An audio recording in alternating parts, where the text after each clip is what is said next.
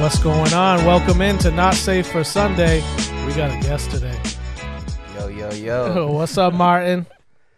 What's up, What's Josh? the word, man? I'm good. Chilling.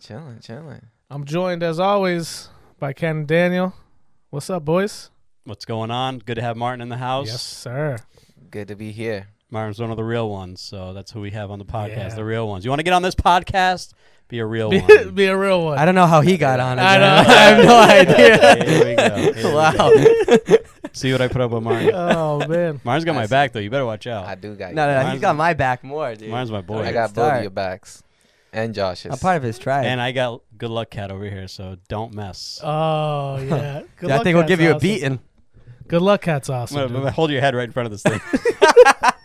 You're going to get a slow concussion. The slowest concussion you ever got. Yeah, definitely. What's up with you, man? Back from vacation, feeling spry? Yeah, feeling definitely on edge. Yeah. On edge, dude. Back at reality. You didn't hear his bedbug story in Portugal. He had to shave his head. Oh, no. I got a Oh, couch no. off of Facebook Marketplace and got bed bugs. That's why I don't do favors. I I'm told jo- you. I'm This is jo- why you I'm don't jo- do. I'm joking. I'm joking. I was scarred. I'm scarred by that. I'm just bringing dude. up your trauma. I on the- know on that's the my pod. trauma, dude. That hurts. That hurts. I just thought he was going through some crisis. Oh, you Britney Spears? Yeah, I did? had a Britney Spears type breakdown. And I Yeah. just like. Yeah. Actually, friend of the pod, Nick Odik, shaved my head. So Nice. in a moment of weakness and lack of sleep, I'm like, we're doing it. The guy who probably hasn't cut his hair and Yeah, right. He was very hesitant to do it. I got to give Yeah, it to him. of He was course very he hesitant was. to do it, but we did it. Of course. In the booth, they do not have any mics, but that's all right because they're not very chatty. We got Spencer. What's up? Hello. You just give a wave. Nah, you guys can talk. I mean, they can talk. Oh, all right. Good. Hello, people. What's up? What's up, guys? I can't hear a thing they I say, can't hear. but they can talk, We though. can't hear it. You got to talk loud. The people will hear it. The people can hear it. That's good. Definitely. Johnny Digital. What's up? I can barely hear you guys from in here. But That sounds great. That's good. That's good stuff. Oh man, this is we're coming right out of the Christmas season. By the time I guess we get to This is our New Year's episode. boys. get to posting this episode. no so, party hats. Happy 2025. yeah, I hope 2025 is good. But that's kind of what the theme of our conversation tonight is going to be. Obviously, the new year brings change, and a lot of people, or I'll say some people, can have issue with change. Change brings about some anxiety in some people, and we're coming out of a holiday season that can be filled with anxiety for different types of reasons, as we've gone into in a few episodes now at this point. So I guess for you two as leaders within the church in your roles, how often are people coming to you to kind of discuss anxiety or mental health in that way? I mean, specifically anxiety all the time. You know, I think anxiety is probably one of the major, if not number one, you know, emotional or spiritual plague that people are facing these days. Just because they're wearing their stresses, and they're, you know, it compounds depending on what they're going through. Yeah. And you see it at all different ages as well. So it's something that I get asked about or asked for prayer a lot or counseled a lot about all the time, for sure. Mm-hmm. Yeah, I would say the same thing. I think it's probably the most discussed issue that people bring up in general, especially as I deal with a little bit more of the young adults. Definitely running rampant in the young adults. And then when I was a teacher with teenagers, it was just, I mean, gosh, it seemed like every kid had some sort of anxiety or something going on. Yeah. So it's definitely a widespread issue. And I don't think, as much as it is at the forefront of today's world, everybody says they have anxiety now, and we've all kind Right. of claimed it as our own, it's not really discussed about, I think, in a healthy way. It's kind of a lot of times I feel like there's a lot of excuses made for it, or there's not a lot of great discussion. It's just oh, let's medicate, or let's just kind of brush it over, or just put a little a note on their student tag that says they have anxiety, and it's becomes our identity almost, and there's no real recourse on the fact that we don't actually have to live with this anxiety. You know, we don't have to have it rule our lives forever. But how do we get there? So Yeah. yeah. That's what I was gonna ask you, because you obviously do deal with the younger generation, I guess let's call it that. Does it feel more prevalent than, say, the older generation? Does it feel like it's more prevalent, and why is that? Is it because of culturally? Is this where we're at? Like, are we just in a full state of anxiety all the time? Well, I think our culture has opened the door to really have the discussion about anxiety way more. And in that same vein, I think it's opened up the door for a lot of people to kind of like talk about it. The older generations, I mean, I think they had a more stable family structure. They had their own things, but there's still some sort of stable family structure. Tradition was kind of like, culture I feel like was a little bit more stable, whereas now I think things are a little bit more in upheaval and culture's always swaying to and from. So a kid in today's world is just like, they're being tossed to and from in terms of like what's acceptable, what's not acceptable, what can I say, what can I say, like what can I identify as, what can I not identify as, like. So I think there's a lot of different shifting paradigms. In the middle are these kids just getting banged left and right, where there's no stable home structure, father's not present, mom's coked out or dead, so you have all these different things, and anxiety is just brought to the forefront in a culture that really has accepted that anxiety is real and has made it really much a mental health diagnosis and medical diagnosis. I think everyone's kind of like quick to discuss it now. We live in a world that it's a lot more open, whereas a lot more of the older generation, when they suffered or when things were going on, they did it very privately, maybe very quietly. I would say especially women. I think women were very much silenced, and so if they suffered, they were suffering very much in silence in previous generations, and men just didn't talk about what they were feeling at all. So they had the ability to talk, but they didn't for men, and women, like, they wanted to talk, but they didn't really have as much of the ability in sort of like a more traditional culture where they were more subdued. So this generation being able to have a voice and talk about these things, I think now the door's open, so they're walking through it. So that is like one of the biggest shifts that I've noticed, is like, especially over the last like 10 years, is like how acceptable it is to just speak about mental health, right? And what maybe a good thing, but at some level, I think you hit it before, is at what point is it all right where it's acceptable to talk about, but now is it being used as almost an excuse to not participate, to not whatever it is it being used as kind of a crutch to, I don't want to go to work today because my anxiety is whatever. I don't want to go be social in this way. You know what I mean? So I'm just, Well, I think 1,000% it can be used as a crutch in this day, because you hear a phrase that's repeated a lot is like, well, I can't because of my anxiety. Yeah. And so it is held up a lot of times to me as a shield. And I'm not, I'm certainly not trying to stigmatize anybody's journey or anything like that. But I've heard that phrase so many times, young and old, whether it be school related or work related for an adult. And I'll say, like, to kind of in response to what Daniel said, that I think there may be more people suffering from anxiety, but I don't think it's that much more. I think, as you said, it just was talked about less. Yeah. And I think social media puts such a white hot spotlight on it 100%. now that everybody just self-diagnoses. Oh yeah. And so, because I find that especially with young women, when young women suffer from anxiety, their moms did too. And you see that link a lot, that that this can actually be kind of I don't know if it's learned behavior, but definitely a behavior that's passed on, for sure. Or a condition or an ailment that's passed on. Yeah. And so I don't know that it's really that much more. It's probably similar, maybe a little bit more today. It's just definitely way more talked about and exposed. What is anxiety anyway? Because at some point, I think anxiety is a normal feeling to some extent. Because, like, right now, I'm anxious. I have never been in a set like this before. Feels a little serious, right?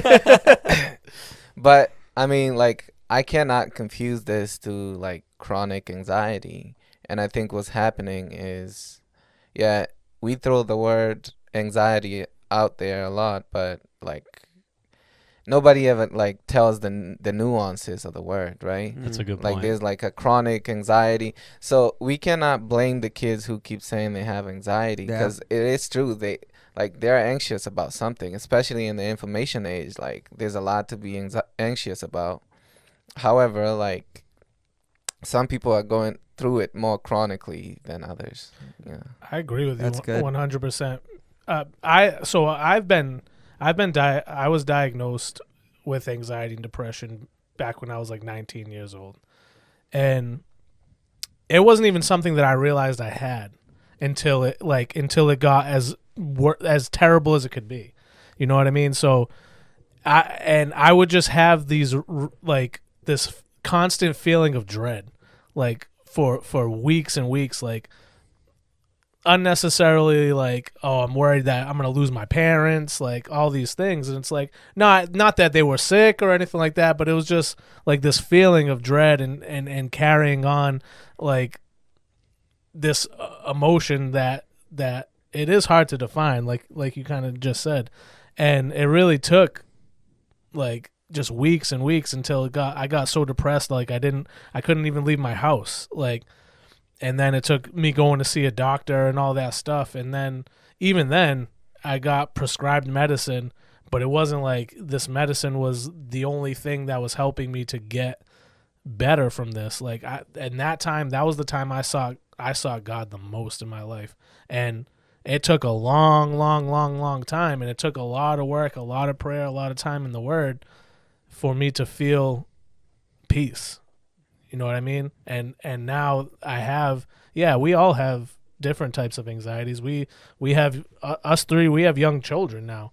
That alone, everything that happens with them is gonna cause some level of anxiety. Yeah. So it's not like this. You made a great point, because it's not something that is not part of our daily lives, but I think, to what Daniel was saying, it's become too big. It's played too big of a role in what happens in our daily lives. Why do you think it's promoted? Because it feels like it's intentionally promoted to us to feel anxious. Do you mean like in the diagnosis part? Like, Yeah, like in the diagnosis part, but like even like the way it's talked about, it's like On social media. yeah, with like if kids you and- go, yeah. the most trending thing on Twitter or whatever. I'm not on social media right now, but It's X now. Yeah. It's X now. the biggest topic, like amongst the top 10, anxiety will be like Yeah. right in the middle of that I think for like a long time, actually. It- Not I think it goes back to like a lot of topics that or a topic that we've touched on in a lot of different episodes, and that's like victim culture too. Mhm. And I'm not saying that, somebody who claims to be Right. anxious is playing into that, Right. but it's so pervasive in our culture now that you identify with your illness, 100%. or you 100%. identify with your sickness or whatever it is that makes you different or makes you lesser than. It becomes this kind of like, identification process where it's like, okay, well, now I'm somebody, or I belong to this, and now I can relate, I'm part of a group. Mm-hmm. So I think that definitely is part of it. I'm not a big TikTok guy, but I definitely know that TikTok is filled with, and these are people that have, millions and millions of followers, and they're just self-diagnosing, and they're just, like glorifying to some extent what it is that they suffer from. And so you have some impressionable kid, right. who's just looking to belong also, and they maybe see like 2 or 3 like similar traits or similarities. They're gonna be like, "Oh, that's me too." Definitely. Okay, I'm this also. So I think it's a snowball effect that, Yeah. and again, I don't believe that's blanket applied to everybody, Yeah, but I sure. think that kind of like when it comes like the masses, the mob mentality, I think it takes shape that way.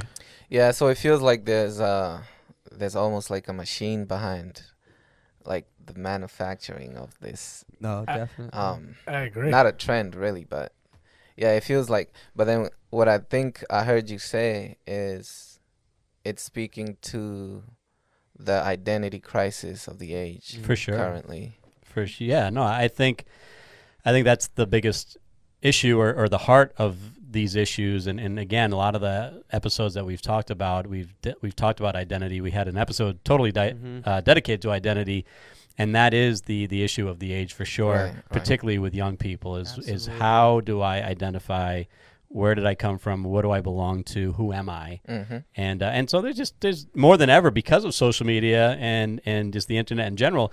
There's just more than enough different categories that now I can cling to and try to find myself there, whether Right. it's accurate or close or not. And so I'll say too, because if you have all these people that are searching for an identity, and we just talked about how and everybody can experience anxiety, how easy is it to say, oh yeah, I know exactly what this person's going through. I experienced that myself. So it would make for the populace, yeah, it would be one of those things where there's a majority of people that are doing it. And I think there's another good point that you made is it feels like a machine is behind it, moving it, Mm-hmm. because I think there is. Everything that you consume almost on a daily basis, it's act now. You have to do this now, or else you're gonna lose out.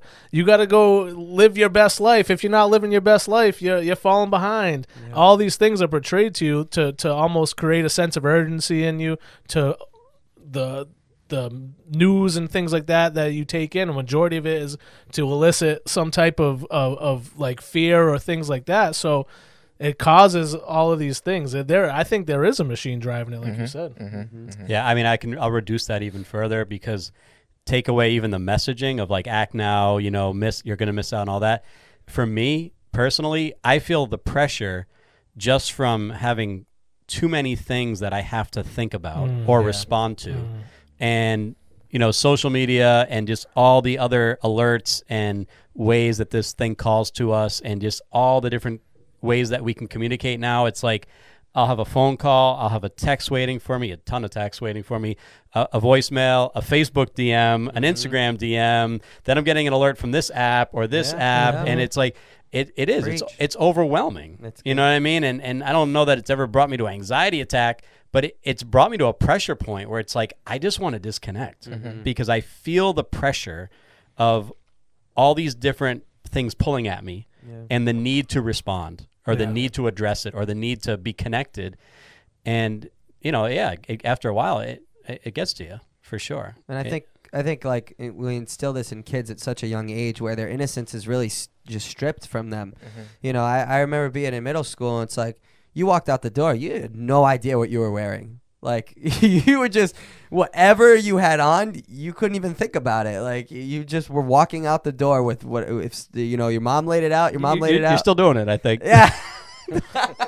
Oh, Wow. You undo 'em Wow. like that. I saw an Come on. opportunity. I took it. I'm Walked sorry. right into Come that. I'm sorry. Unbelievable. Please continue. Well, Sherpa's But- in right now. they're they're whatever, honestly. Well, their innocence is taken from them For sure. because like you look at a middle schooler now, and they're more dolled up than a pageant. Yeah.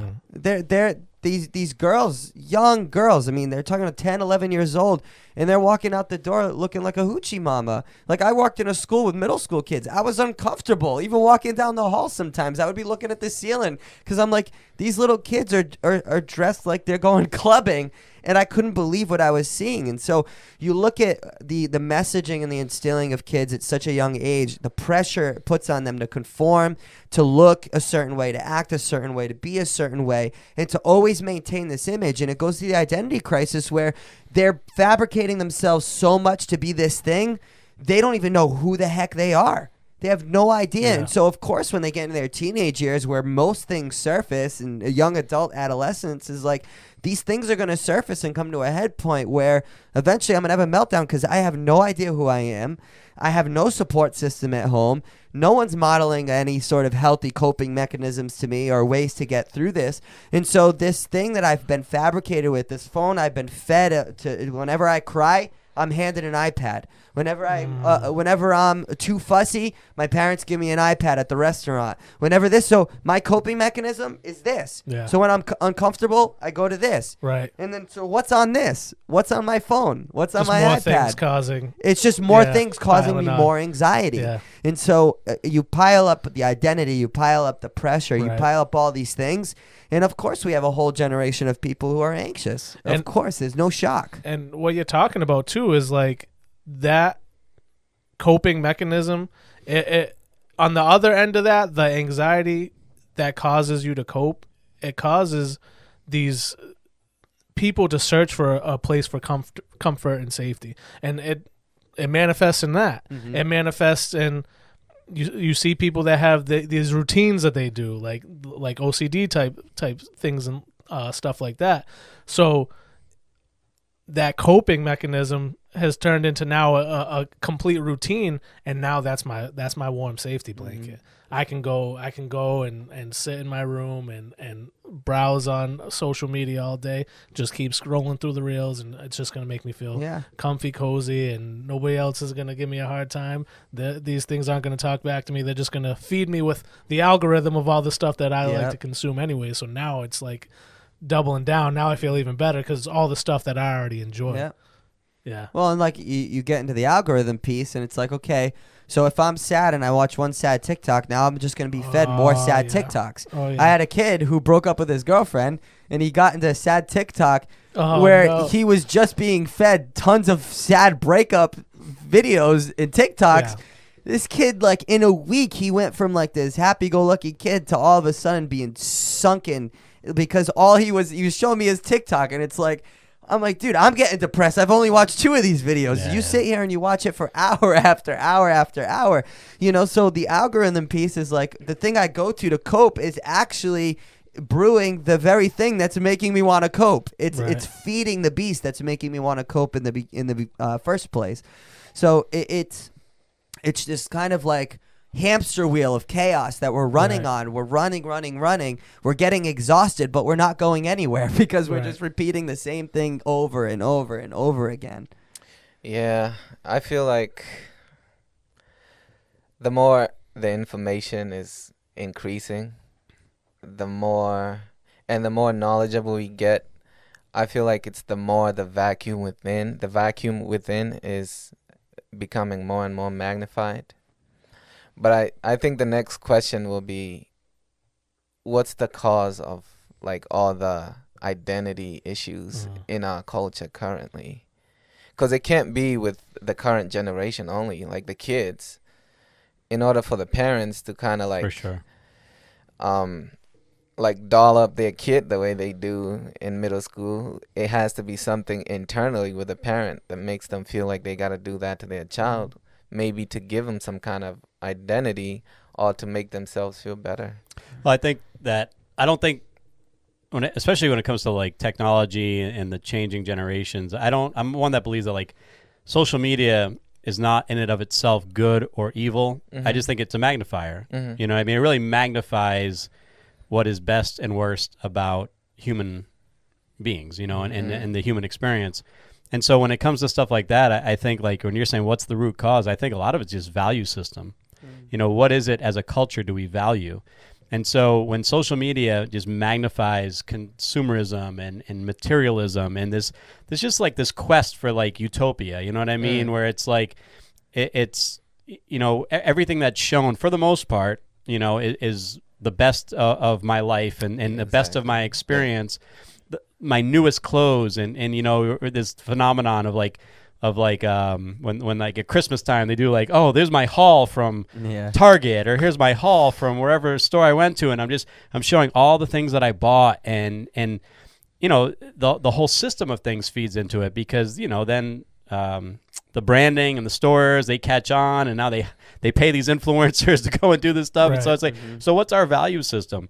When I was a kid, I definitely had a lot of hand-me-downs because that was what my mom could do, and the value was not so, impressed upon me or my family that, oh, well, you have to look like this and you have to have the best of everything. And if you don't have the sneakers that kid has, you're going to be made fun of or picked on. It was like, no, we just did the best with what we had. Now, when I'm raising my kids, it's like, the pressure is on to buy, your infant Jordans, and I'm not exaggerating. No, you're true. That's fact. You know what I mean? true. And so it's like, I think a lot of it has to do with value and what we're valuing. And if we don't have a sure identity of who we are, we're always going to look to compensate for that based on where we put our value. I just think of that verse coming to a more spiritual, I guess, setting. The verse that talks about come out from among them. I think the church has identified with the culture a lot, and not speaking to like the whole church. I have no authority to like, speak to the church in that way. Right, but in general terms. Yeah. So I feel like people within the church may need to rise up and be countercultural a little bit.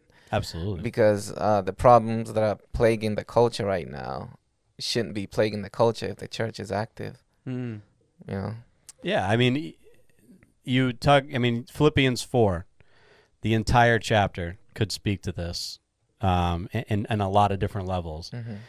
The whole thing about contentment.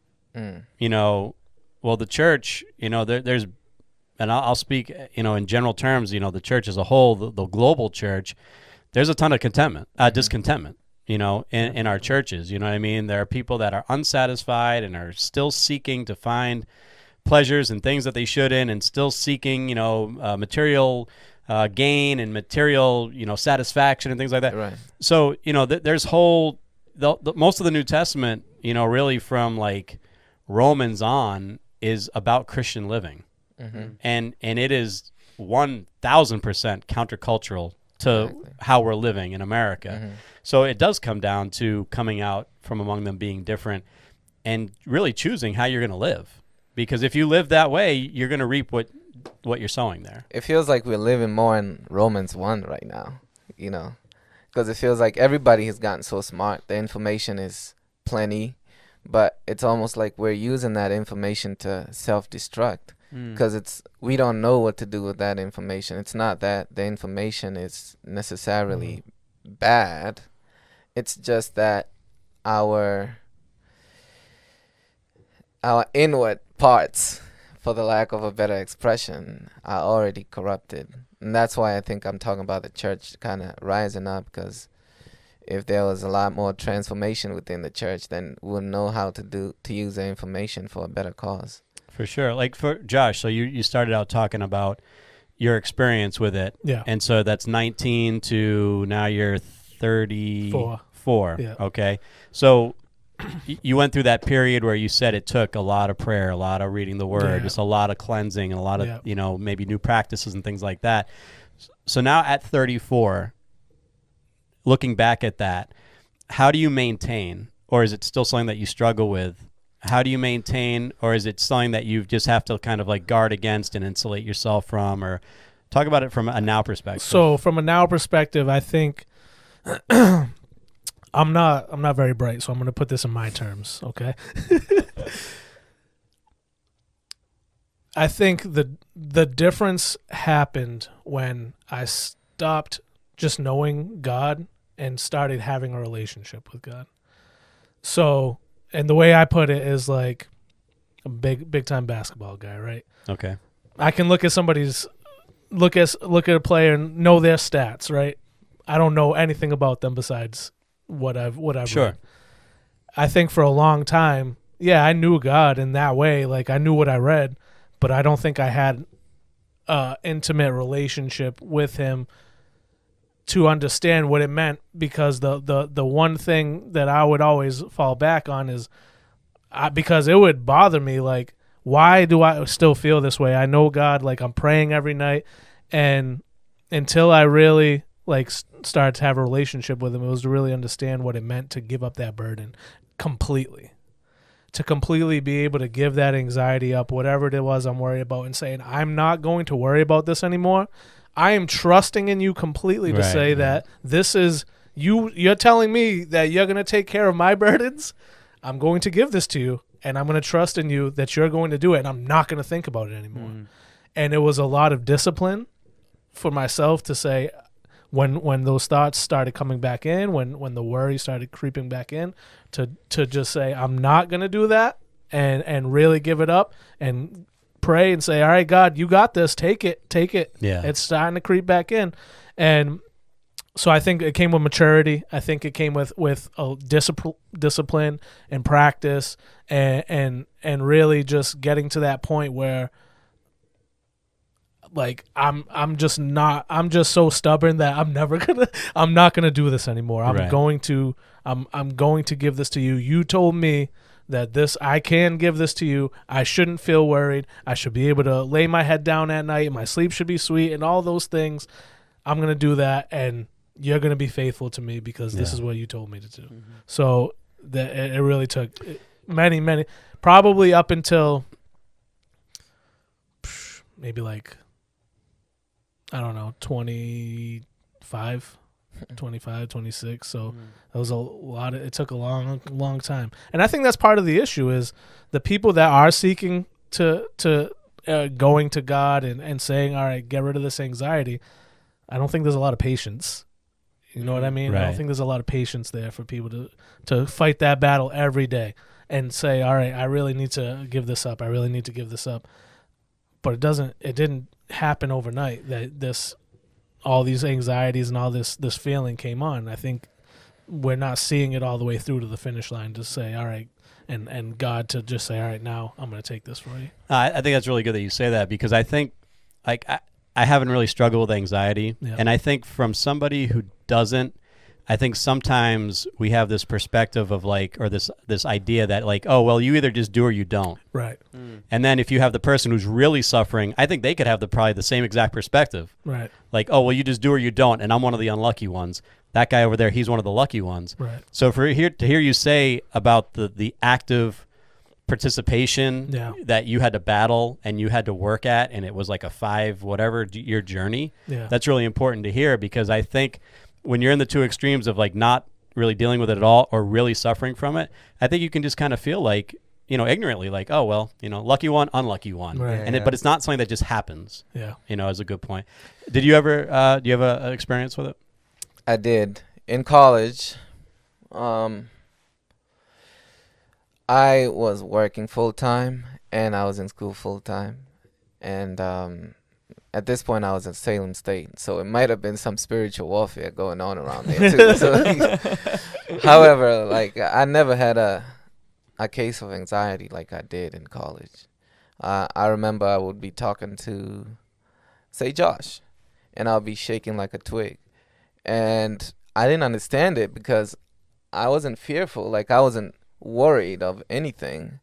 But I think the devil kind of curates you a little bit from a young age, where he introduces like certain insecurities to you, and then they catch up to you like later. And the thing about it is, when you hide it for so long, it becomes like a prison. So I think I was kind of like in a prison of some sort at that point. I really don't know how it disappeared, but it's periodic. Like, sometimes it would come back, but after I came to Christ, it stopped being so prevalent. Yeah. Well, and I think that's an important point, and it's interesting, a lot of the timing we're doing podcasts, it times up really well sometimes with like a sermon that's upcoming. So for example, like this Sunday, as we've been talking about peace in this Christmas season, I'm going to be talking about Philippians 4 a lot. And, where Paul like is really emphatic about the practical application and the practical way to battle anxiety. So it takes it out of the realm of something that, well, it just happens or it just doesn't happen. And to Martin's point, Martin's saying, when I came to Christ, it dissipated, right? Or you didn't feel it as much. But when you came to Christ, your practices started changing too. That's true. And speaking of sermons too, the sermon that I had in mind was a sermon that Daniel preached the other day, stewarding stress. I go to that sermon a lot. And it has a lot to do with the way you manage the things that are entrusted to you. Yeah. Like, for instance, in college, maybe I could have avoided most of that anxiety if I was keeping up with my schoolwork a lot better if I had like scheduled a little better, Sure. you know? Because in the back of my mind, I knew I wasn't doing good in school. And so for an ambitious person like myself, like how I used to be, right, it felt like this college experience is almost like an exercise in futility of some sort. Because I'm like, how am I ever going to be the guy that I envision myself to be, you know? So if I was a little more active and involved to make sure that I'm on point, maybe it would have been a little less anxiety. I think it would have been, because I definitely was a little negligent, a lot. Sure. Yeah. Bouncing off of that, I think stress and anxiety, you know, we can confuse those things a lot, because I think a lot of people who are anxious, I hate to say it, but a lot of it is self-induced and caused by themselves. Like, Definitely not safe they're for not Sunday. stewarding.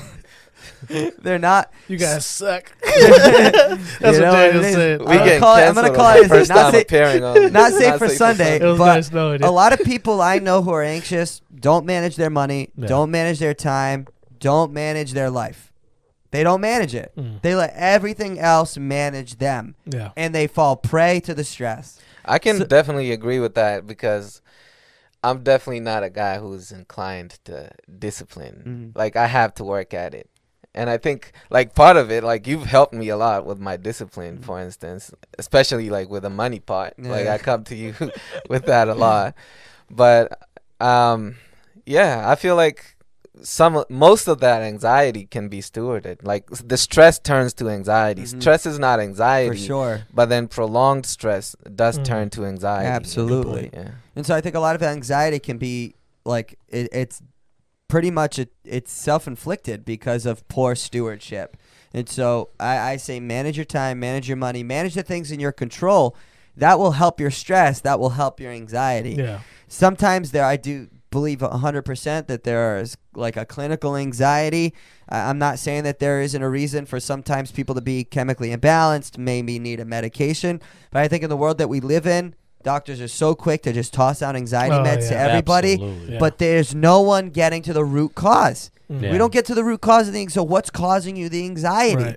Let's go right to the root, cut it at the root, and guess what? Because what's going to happen? You're going to be on meds. Those meds are going to subdue you. They're going to make you feel numb. They're going to make you feel depressed. Then you're going to need more meds for the depression. Those depression, you're going to get more depression. Then you're going to get actual physical ailments because of all the meds you're on. And so it snowballs, and nothing gets better. And it's like, okay, then what? Where do I go from here? We never got to the root of the anxiety. Never got to the root of the stress. You never got to the root of the depression. And yes, I do know that there is sometimes a chemical imbalance. There's definitely some things that are physically wrong. But I would say a vast majority, and I mean a vast majority, is within our control. And we feel so out of control because we've never been equipped to actually battle or overcome it.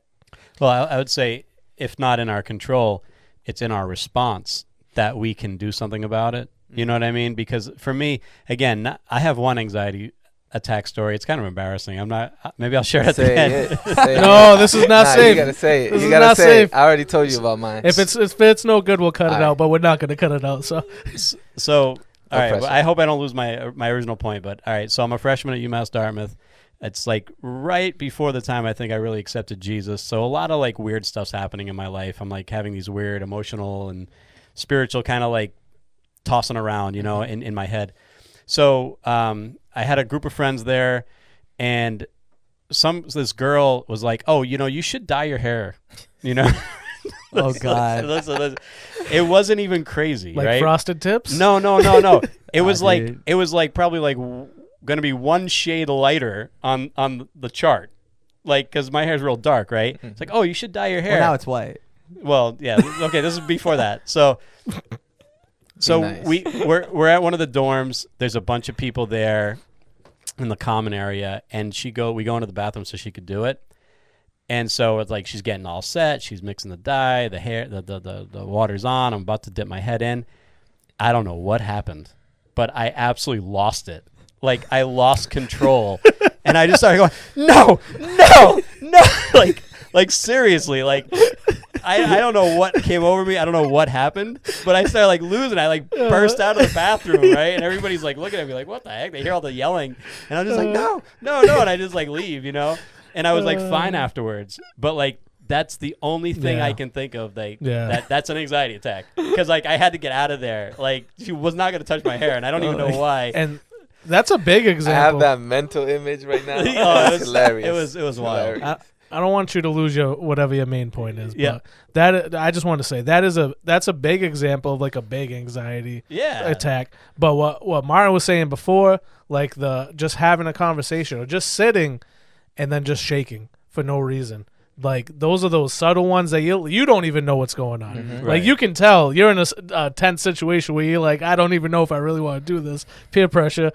I'm gonna go Frosted Tips or whatever. It wasn't gonna be Frosted Tips. But wrong decade. But yeah, there's like this underlying. There can be also this underlying like just unseen, unfelt anxiety that just can manifest itself. No, for sure. And so that's my story of anxiety attack, right?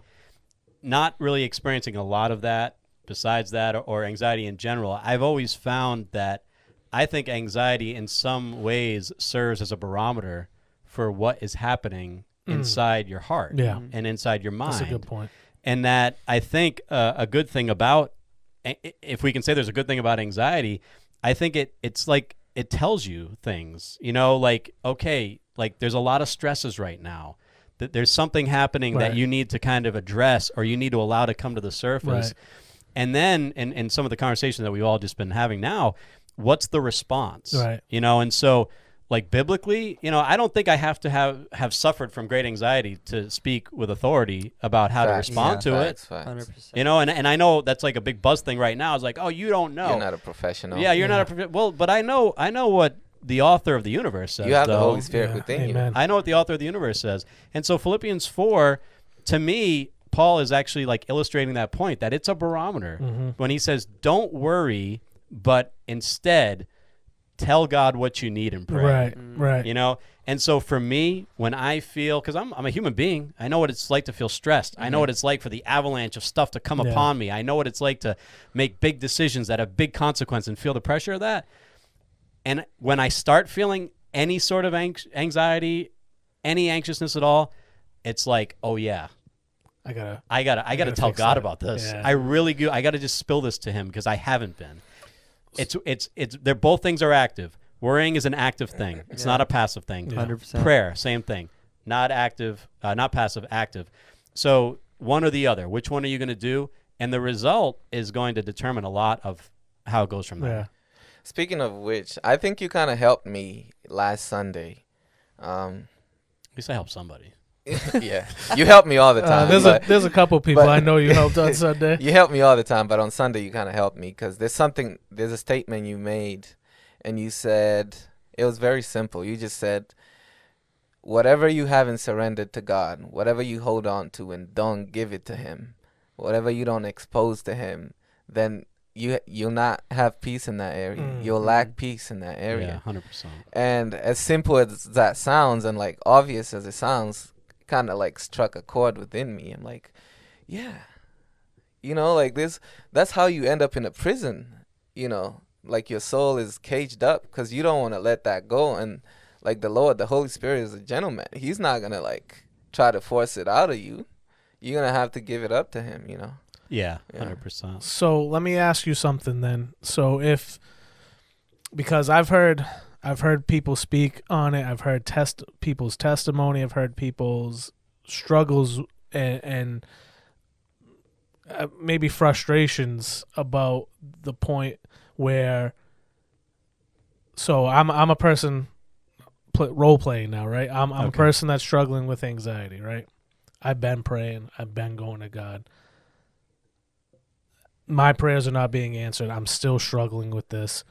Why is God not listening to me? And then I start digging that hole of depression because now, well, maybe I'm not really a good Christian. Maybe God doesn't really listen to me. And then you start going down this hole of like, am I not good enough? Am I not worthy enough? What am I doing wrong? And it just turns into this spiral of I'm already dealing with this one thing. and now it's creating all these other issues because now I don't feel worthy of Sure. God's love. I don't feel worthy of God to bring healing or whatever it is, because I've heard people talk about No, it. And I felt that way myself, especially at the beginning when I was going through it. It was like, I'm praying, I'm doing all these things, I feel like I'm doing the right thing, but I'm not hearing anything, and I'm Right. still dealing with this. Why do I still deal with this? So what do you say to the person that is the Christian that's going through this walk and is trying all these things but is still hitting that wall? Sure, and that's really common. A scenario that you're painting, and a few things I would say is, first of all, like in your case, that was a 5-year journey, It took a long time. right? And so this might be something that just needs to be walked out for a little while, and the encouragement would be like endure, stay the course. Mm-hmm. Secondly, would be like, what are the influences? Because I know we can counteract the good that we're doing with some of the less good that we're doing, and it might be what our influences are. What are we watching on social media? What are we, like for example, like I won't say who, but somebody in my house likes, the shows about like, the people that get engaged from different countries. You know what I mean? I'm saying as vague as possible, right? 90 Day Fiance or And whatever. nobody knows what I'm talking about I outside of think here. somebody in my house likes that show. So I know for a fact that somebody in my house likes that show. So inevitably, if you watch those shows, it always ends in just Chaos. chaos Yeah. and fighting, and so I'll be honest, like I can't hang in with those shows too long because I don't like seeing just how I filter it. I don't like seeing just like this relational strife that's just always going on and happening and always devolves into the same ending. Yes. So I just say It's garbage TV, first of all. It's trash. It's just like trash TV. But So go ahead. I just say that to say, like, if you're, again, let's say your greatest source of anxiety is relationally, which it is for a ton of people. If you're watching that, you're not doing yourselves any favor. You're doing all this praying and all this seeking, but you're also filling your mind with all this other stuff. Right. So I would say, watch out for that. Who you surrounding yourself with? You need wingmen. You need positive people in your life. You need to be able to go and vent. And definitely, if you need a counselor and somebody to talk to, then go seek that out and get good counsel. You know what I mean?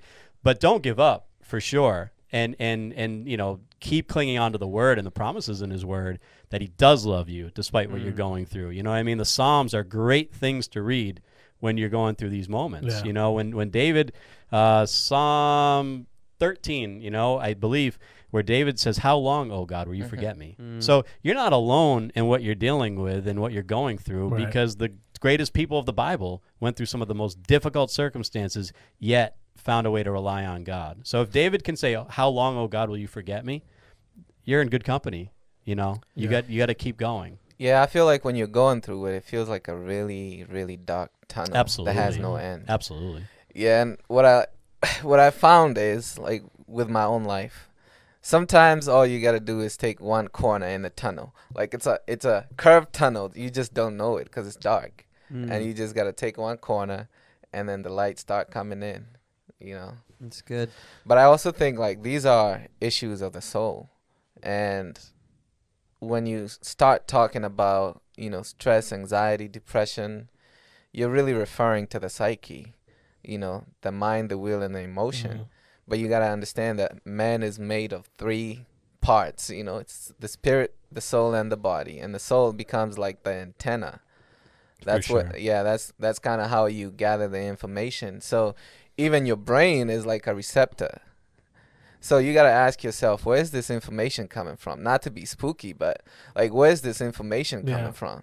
And the only thing, like, my people perish for the lack of knowledge. So, and what knowledge are we talking about? It's the knowledge of God. So you haven't. I'm not trying to say everybody that's Go for it. Go know for God. it, man. Let them have it. Yeah, but what knowledge are you seeking? Right. Like, the information that we've been receiving or feeding off of from our screens, like you were saying, like, it's counter God for the most part, right? And it curates you it curates your soul a certain kind of way, because you grab onto that and it's programming you. Yeah, and even if Yeah. it's not counter God, if it's counterproductive, Yeah. it's going to be one step forward, two Yeah, steps back. right. If I struggle with lust and I'm scrolling through reels of girls in bikinis, I mean- that's counterproductive. I always feel like if it's not coming from love, then it's counter God at the end of the day. No, you for know? sure, for sure. Yeah. But I just think in a more specific way, though. Right, It- right. it can be something that some of the reels that you might watch. Like I said, that show that I reference. I don't think it's the straight up devil or anything, but it might be counterproductive to you if you're going through relational strife and anxiety.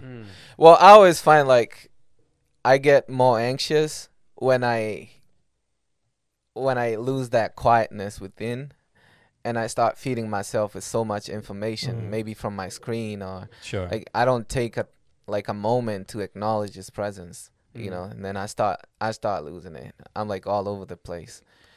Yeah, but like I was saying, I think we have to understand that our brains are like receivers. Like we're receiving that information from somewhere. And if you're receiving it from somewhere, that means if you engage knowledge, you can kind of tell the difference from like information from God and information from the enemy For based sure. on what it's telling you. I had an experience like in the last couple of like maybe week or two where like I had an attack, like a spiritual attack. And what the devil does sometimes is like when he attacks you, he exposes his hand. So like I realized, so I've been hearing voices that sound similar to this. So it's been you the whole time talking to me, telling me I'm not good enough, Right. telling me that God is mad at me or whatever the case may be, bringing a lot of anxiety because I don't know how to solve this issue, right? Right.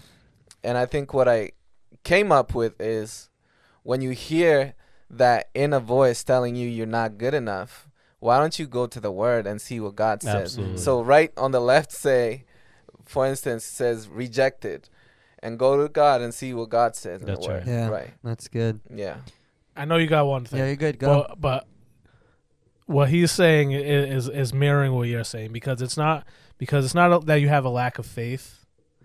I feel like it sounds like there's a lack of practicing that faith in a way that's going to be beneficial to what you're going through. Or maybe a lack of knowledge, because sometimes we may have a relationship with God that's more emotional, but God is not a soul; He's a spirit. So I think it's give Him your emotions, but go beyond the emotional realm and like try to draw some real food, some real knowledge. And that's the thing is that Paul, in doing so much of the Christian teaching in the New Testament, never just gives like a blanket statement. You should be necessarily. A lot of times it's just practice. It's instead of worrying, pray. And then in other areas, pray without ceasing. You know what I mean? Like pray about everything. Pray about. I mean, really, that's what he says. Pray about everything. Right. Be thankful. Practice Thanksgiving. So I think sometimes we get into that rut of feeling like oh well, I just don't have enough faith, and it's like, well, I don't think Paul's ever dogging anybody. Like you're anxious, so that must mean you don't have faith. No, he says. Instead of worrying about it, pray about it. Right. See what happens, because there's a promise attached to it. Well, it's like Job's friends too. Job's friends accused him. He's like, accusing him of not having enough faith, or that he must have done something wrong for this to happen to him. Right. You know what I mean? And so we can get things mixed up all the time, thinking. And that's the voice of the enemy too. Like 100%. it was the voice of the enemy through the friends. Yeah. Because it sounds so much like the whispers within your mind when you feel like you're failing. Yeah. Like it says you must be doing something wrong. God is mad at you. Well, then it reflects back. You start to look inward and start feeling like you're not good enough. Well, he knows the feelings base of our feelings infirmity. of being insecure and infirmed. He knows how to Hebrews feed 4. that. You know what I mean? Yeah. And so that when you're feeling sorry for yourself, you're just going to get another dose of that from him. You know what I mean? Yeah. Oh, you're right. You know what I mean? You deserve this and this and this. You're lesser than if you're not like them. And Right. Yeah. Dan, you were going to say? Yeah, so I mean, I have never had anxiety before, but I've had a lot of like secondhand experience with anxiety. A lot of people I've talked to, kids and friends and all this stuff. But I mean, if I could partition anxiety into like 3 different ways, it would be like a stress-induced anxiety, With stress-induced anxiety, obviously, like we talked about before, a lot of it tends to be in our control. We just don't control it. So with stress-induced anxiety, I think be a better steward. It's my challenge. And like Martin said, go listen to some moron talk about it on a preaching, maybe by the name of Daniel Marks a couple of months ago on our listen to the Not Safe for Sucker on our podcast. CFC social media. But steward your life better. All right, for stress-induced anxiety. I think there's clinical anxiety, which is like that chemical imbalance. I will never shut that down. I do think that is a real thing that is I do want to talk about that, by the way. Yeah, so I do think that's a real thing, and I think medication is a real thing that can help those with that issue. And then there's irrational anxiety. Irrational anxiety is like those things that are so like, oh my God, I'm strapped to my irrational fears. I can't do anything. I can't leave my house because of this. Right. I can't go to this place because of that. Right. And it's these irrational fears. And I would say a lot of times I think that irrational fear, obviously we know that we fight spiritual warfare, but I think a lot of times with anxiety, we overlook the practical because we're thinking so spiritual about these things. We overlook the very base practical things. And so I think a lot of our irrational fears come from those hidden things, those unexposed things. You were referencing Pastor Ken's sermon on Sunday, and I think a lot of it is, that internal struggle. Look, we can't find peace in areas because we've never exposed or never uncovered maybe something that we dealt with as a child, a trauma, or something that was done to us as a kid that we never vocalized, we never verbalized, we never talked about. Maybe it's your family of origin. We talked about emotionally healthy spirituality most of 2024. Your family of origin, there was a certain way they did things, and you never sin against the family. You never go against the family. You never talk about what actually happened. And so we just pretend like these things never happened for the sake of covering it and keeping this sort of generational cap on our family of origin. And those things just eat us alive from the inside out, and they get passed on from generation to generation to generation. Before you know it, we all have these trash heaps of generational traumas and experiences and these different things, generational secrets that are just burying us, and we're sinking under the weight of it. And of course it's going to cause irrational fears like I shouldn't go out, I shouldn't do this, I shouldn't do that. And we live bound in shackles to these things where now we can't live in the freedom that Christ died to give us. We can't live in the liberty that he gave us because we're so strapped to it. And a lot of times that's where you'll see a lot of legalism. You'll see a lot of legalism be born of that because I need more structure. I need more rigidness. I need more laws. I need more yeses and nos in order to guide me. So, yeah, I think that overlaps with the spiritual too, because I would define that as a familiar spirit. I mean, it's like a stronghold within your family that has kept you in a realm of thinking a certain kind, in like a pattern of thinking that enforces that you guys look a certain kind of way. Can I illustrate that with like a real scenario though that happened? Speaking to both your points, was that a friend of our family's, not from our church but believers, and the mom was gripped by that anxiety where she was like not able to leave her house, not even able to pick up her kids at school. Wow. So our kids went to the same elementary school, so sometimes I would be asked to go and pick up her kids and drop them off because she was not so anxious she could not leave her house. So as we got more involved and started going over there for dinner and talking about it, as we talked and uncovered a little bit, her daughter, I think, was just turning like 13, so the older one was probably like in middle school, the younger ones were in elementary. And as we talked about her life, she lost a parent when she was younger. And so as we uncovered it, I said, well, how old were you when you lost your parent? Oh, I was 13. And so here, her daughter now we're, 2 generations down from her parent, from her parent dying, and now she's a parent, and here she has a 13-year-old. And so this fear was, this overwhelming fear that she was going to die and leave her child as her parent left her. So these things are generational, they're real, they're familiar. Oftentimes, to Daniel's point, it is from a trauma that just never got resolved. And as we were able to talk and pray and get this thing exposed, slowly she was able to thaw out and leave, go a little bit further each day. And then finally she was able to go pick up her kids because she was able to give that irrational fear to God that just because her parent died when she was 13, that she was going to die when her daughter was 13. Yeah, and even spiritual battle happens in the mind. I think for the most part, like, we don't realize how spiritual battle actually occurs to us is in the realm of the mind. I was actually listening to, I think, that same sermon, maybe, or maybe there's another one called Identity Revealed, Purpose Unsealed. It might have been one, but you were talking about when you went to some meeting, and a lady talked about the loins of the mind. And when you said that day, it like unlocked so much within me.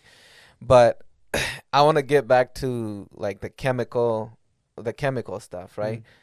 Do you think certain thinking patterns can actually alter your chemical makeup? Because if you guard the loins of your mind, it means that you're actually guarding it against certain thinking patterns, right?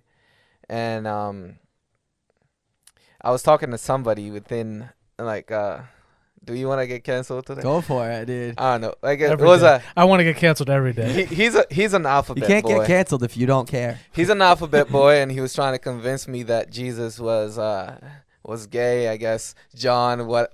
I'm like, where'd you hear this information from? Anyway, we like. Did he answer it? I don't know. It was like he was talking to the wrong one, because I don't know. Yeah. But anyway, we narrowed it down to like, why is he the way he is? Yeah. And he said he was born that way. And so I didn't agree with that, because how can you be born a certain kind of way? I mean, a child does not know like Right. what their inclinations are towards, right? It had to come at a certain point. And then he opened up. He's like, oh yeah, the way I grew up, I mean, it used to be so reckless. People used to just sleep around right in front of me. I could see everything that was going on. And I'm like, oh, so you were abused? Because that's child abuse. I mean, if you're exposed to such kind of thing Of course. as a child, we call that abuse. I mean, Yeah. you can't tell me that it's okay Yeah. just because it happened to you, right? And where was I going with this? Well, you asked about The the chemical imbalance. imbalance. Yeah, and yeah, whether yeah. it can shape your thoughts. Yeah. So Somehow now we devolved. So No, now yeah. he We'll is reel it in. We're gonna reel it in. interested. He is interested in a certain kind of in the male gender, as opposed to the female, and he says it's because he was born this way. But I think something happened to you that kind of fashioned the way you think, and it might have messed up with your chemical makeup. I think it makes the battle harder. I think for sure, like, thought patterns shape the way that we think. We're more inclined to think a certain way if we keep thinking or keep putting ourselves in a situation or a position to be around thinking that way, if that makes sense. So I definitely think it makes it solidifies the thought pattern a little bit more, but I don't think you're ever too far gone to get healed or to start to fight that. And I think we lose sight of the fact that a battle is not won by just showing up to the battlefield. It's actually fought by fighting. Yeah. Right. You have to actually fight. And battles, they're long, they're grueling, and they're painful. And sometimes there's a lot of loss along the way. Yeah. So we might need to die in certain areas. We might need to kill our flesh in certain areas. We may need to turn away certain things that we maybe enjoy for a season in order to get healthy, to get clean, to get sober-minded. And so I definitely think that there is healing in these areas. I don't think once you start thinking a certain way, that's it. You're doomed to just keep thinking that way. Yeah, I don't for think sure. you're ever too far from healing. And healing, I think we get so caught up with healing having to be this immediate thing. Like, I touched the train of his robe. Yeah, that's it, dude. All I gotta do is put my hand up and I'm good. Like, Yeah. I Well- touch the train of his robe and I get instantly healed. And a lot of times I think healing is a progressive thing, and it's something that you even walk out in the way that you draw nearer to God, and he fleshes these things out in us. Be transformed by the renewing of your mind. I mean, 100%. renewing is not like an instant thing. It's a gradual thing, and Yeah. that's transformation. But I think culturally, I think you see the years of these going back to the mega churches, their healing sermons, where all you got to do is walk up, he puts his hand on that guy and he just passes out, Yeah, and now for next sure. thing he can walk, he can get up, he can do all Yeah. these things. But to go back to something that you just said, it is a battle where there's some things that you're gonna have to lose along the way. Definitely. And if I can go back to my own experience, that I think the me seeking that peace, seeking to be rid of the anxiety, God used that in me. I only speaking for myself, so I could start chopping away the things that weren't supposed to be there. I think he pruned me as I was going through that process to say, all right, you need to stop watching this. You need to stop taking in this type of media. You have to stop being around these type of people. You need to now start serving within the church. You need to now start surrounding yourself with Christian brothers and sisters. Now you're going to have a relationship with them and really not just have face value, give them a handshake on Sunday. And as I got further and further and further into that, the peace just continued to enter and enter and enter. And it was just all those things that I lost, I never felt like I lost them. You know what I mean? By the time it was all said and gone, I never missed them. Yeah. You know what I mean? I still don't.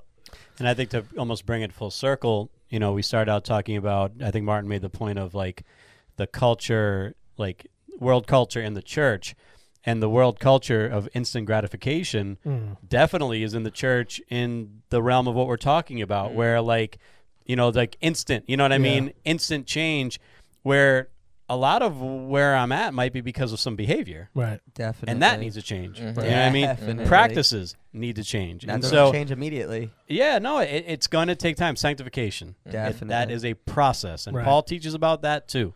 Sanctification. So I think, God is so much more interested in obviously in our nature in Christ, we are a final product.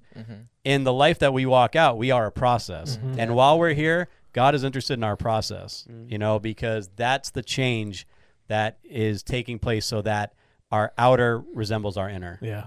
I think there's a responsibility component to transformation. You actually gotta apply yourself. You don't just say, transformation is a process, and that's not what Pastor Kent is saying actually. But I think you gotta apply yourself. You have to actually identify the problem and make up your mind that you're gonna apply yourself to the change by the help of God. But I had a question though.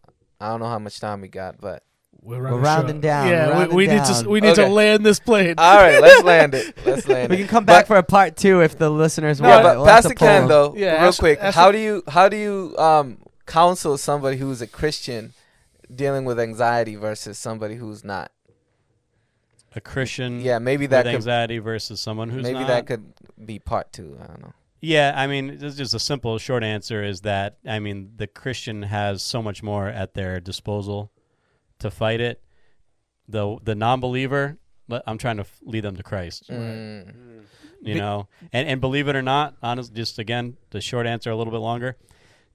the person who comes to Christ versus the Christian who might be doing some of these things for a long time and not finding, maybe the results they're looking for. Oftentimes that person goes a little bit further just because they are so more ready to surrender. That's That that is soil you were so talking good. about. Than the professional Christian, quote unquote, That is who's been so doing this good. for a long time, thinks they have it figured out. The soil is fertile at that point. Absolutely. Yeah. Yeah. That is good. It is What a a really great good point. Yeah, it is a really great point. Yeah. How about See- this cat though? That cat's awesome, dude. We have belabored, or no, we haven't belabored. We've actually had a really great discussion. I think we didn't even about scratch this. the surface. Yeah, we I don't haven't. think- we we haven't had- scratched the We had surface. a lot of depths to go. There really through. is a lot more because we haven't offended enough people tonight. No. So we're definitely gonna probably dig back in on this on another episode. But do you guys have any last thoughts? Anything else do you want to add? Do you want to talk about Ken's lucky cat, Chinese New Year cat? Well, Five Below, friend of the pod. Yes, friend of the pod, 5 Below. Let's go. sponsor opportunity. is where I bought this this beautiful cat That's for awesome. for $4.99 plus That's tax. So it's really over 5. Well, yeah, plus tax. But I saw it and I just said, well, this will be our close to New Year's episode. I don't even know if this has anything to do with New Year's. I might have been crossing. Yeah. We'll offend more people. I might think it's confusing saying Chinese goodbye. New Year. Yeah. and We're waving and goodbye to 2024. That's Yeah. it. That's it. See Yeah. ya. Everybody say bye. All right. You got any last thoughts? Thank you so much for coming Mine, on. thank First you. of all, Thank you so man. much Yeah, for having me. I mean, I just Claptrack. Our first ever guest on the what an pod. honor, man. What an honor been to be great, the first man. guest, and it was just like hanging out with my boys. That's I mean, it. like me and Pastor Ken when we hang out, it's like 50 podcasts in one day. Me and Daniel when we hang out is It's a like lot a of million pods. of them. So It's a lot of like, pods. yeah, it was good. It Oh, was we're gonna really start good. recording those Yeah. hangout sessions. We were at the Fall River Pier the other day. We were talking and we're like, should we just hit like record Oh, on the voice definitely hit memo? Because record. the conversation was so Let good. it ride. And the same, like the week before, I was hanging out with Pastor Ken around the same place, and it was the same. Actually, we do have a conversation we haven't finished with Pastor Ken, where he was like, "We'll get back to it later." Okay. That's awesome. We'll go back to it later. However, We'll save that. We're gonna save that for another episode, maybe. For sure. Clickbait, Oh, man. clickbait. All right. We got nothing on the tables. Nothing new. Nah, Nothing new to bring up. it's we're gonna have to do out with the old and with the new. I like that. You I know. like that. So we're gonna come back good in 2025. 2025. We can come back correct. That's it. All right. Booth. We out. Peace. Until next time, Peace. guys. Peace. Happy New Year. Happy New Year. Happy New Year.